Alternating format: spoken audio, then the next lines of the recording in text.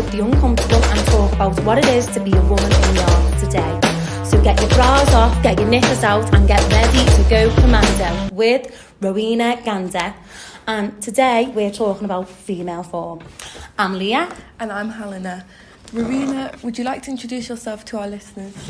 Yes, so I'm Rowena and I'm a Liverpool-based performance artist. I work with physical theatre, contemporary dance and pole dance. Amazing. And you've actually got a show going on, haven't you, at the minute? Yeah, the show's called Barely Visible and it focuses on common issues that queer women face, such as sexualisation, objectification of gay women and what it feels like to live in the shadows and not really see yourself represented in an authentic light.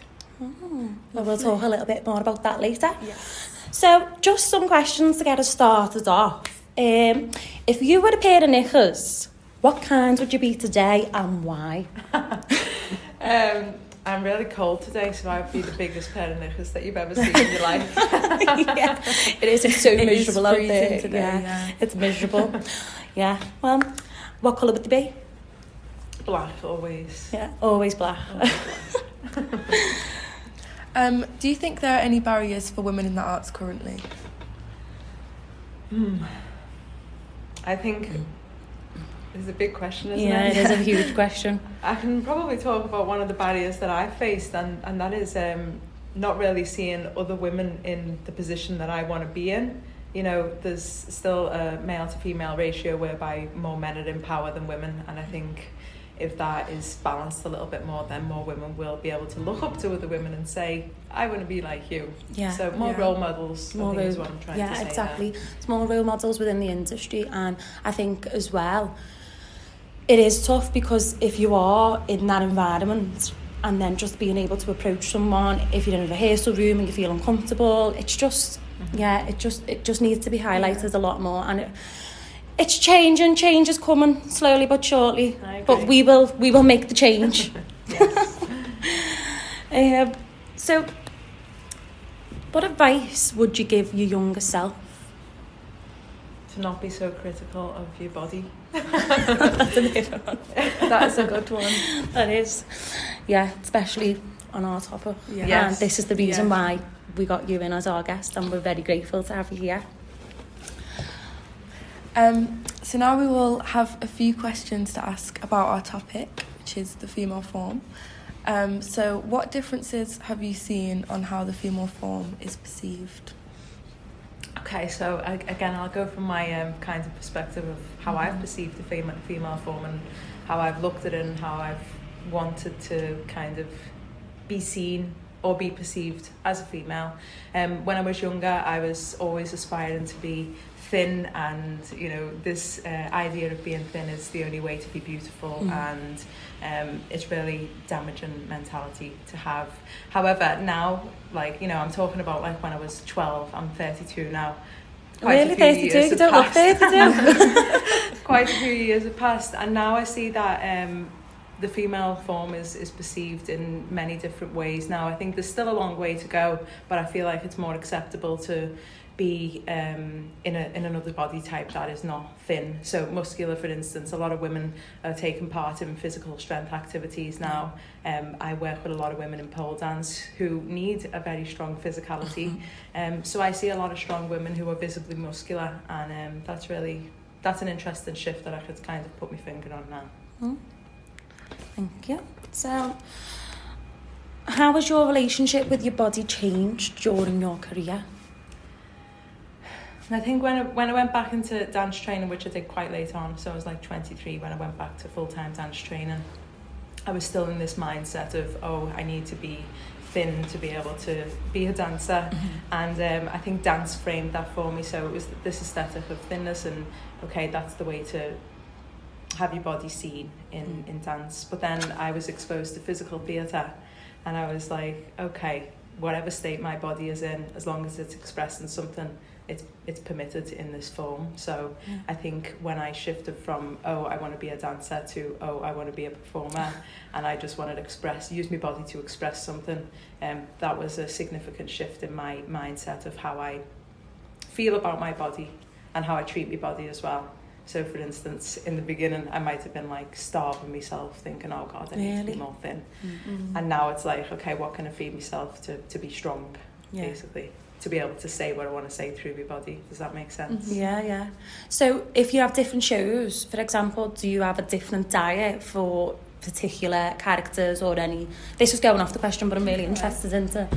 So right now in my show Barely Visible, I'll just stay at kind of like a maintenance calorie. I won't be in a deficit, so I won't be dieting. It's because I need to keep my strength to carry myself around a pole and pull 100 kilos.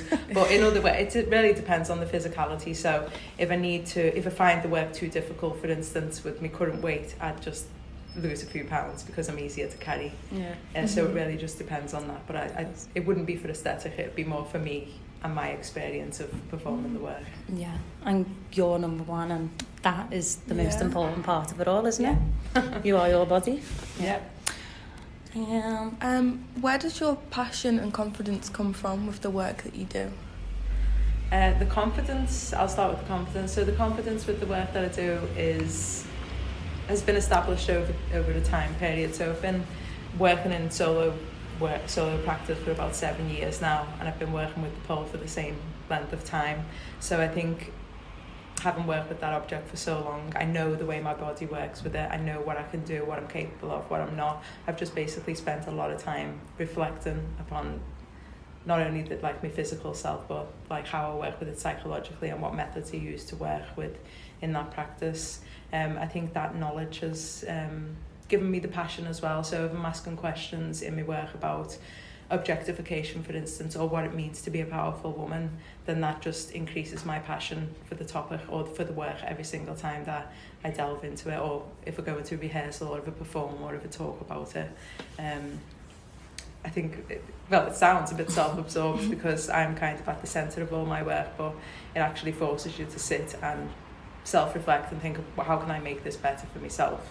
And the passion and confidence just is always increasing from that. Yeah, I don't actually think it sounds self-absorbed at all, because even if you was an ensemble member, you still need to obviously work and collaboratively. I know you do your solo shows, but still you still need that inner confidence to then send that energy out within the ensemble and just have that mutual round. So Absolutely.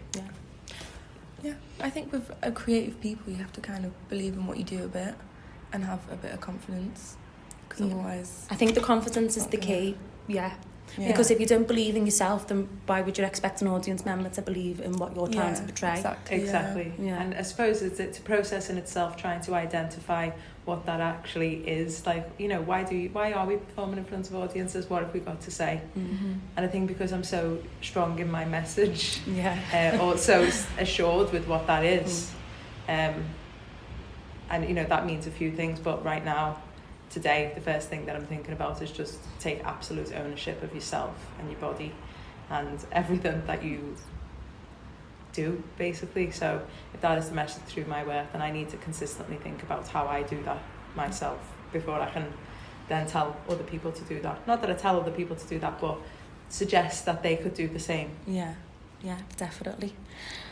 So just going off that, do you have a set process when you do create your own work?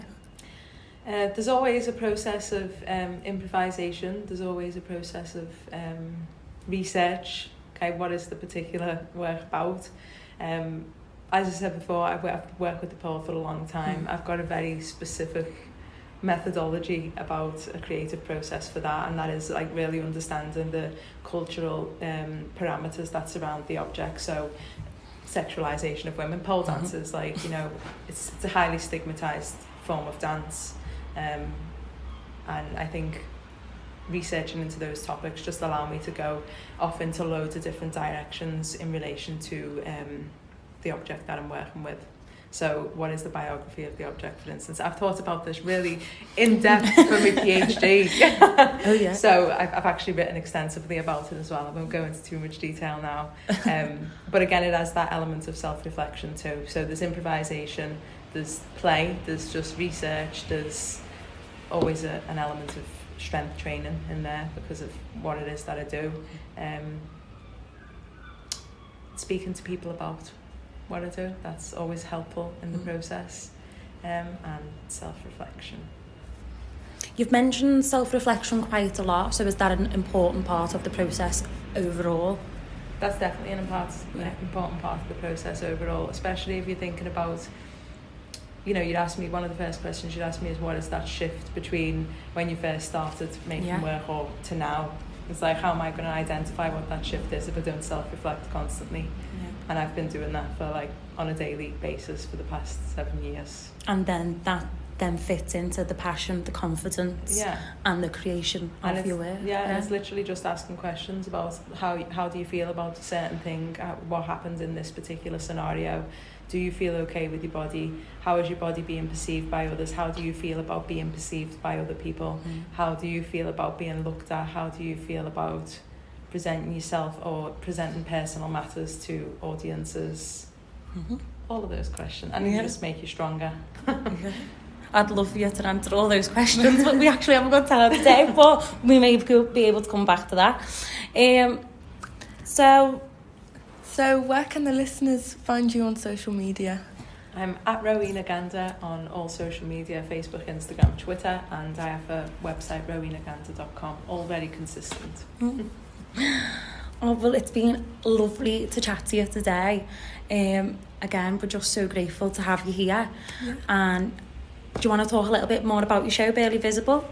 The next show is going to be at Edgehill, Tuesday the 15th of March, 7:30pm, and then it's going on to other venues. So if you're interested in the show, check out my website, rowenagander.com, and you'll be able to find more dates there. But it's very physical work, very empowering, and you will leave asking some questions about yourself, like I ask myself all the time.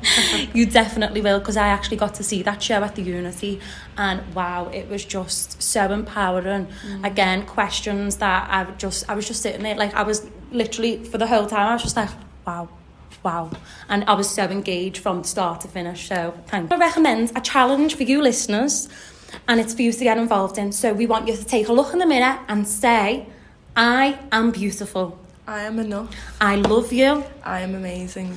And then take a selfie and post it on your story and tag us on Instagram. Lastly, we'd love to hear from you. We have an Instagram at Going Commando with Wicked Women and a Twitter page at Going Commando W. And our Gmail is at goingcommandowithwickedwomen@gmail.com. Use the hashtags, #GoingCommando, so we can see how you get on with our challenges. And please share your thoughts. So thanks for having us. Thanks for being here. Thanks for your time. And we'll see you soon.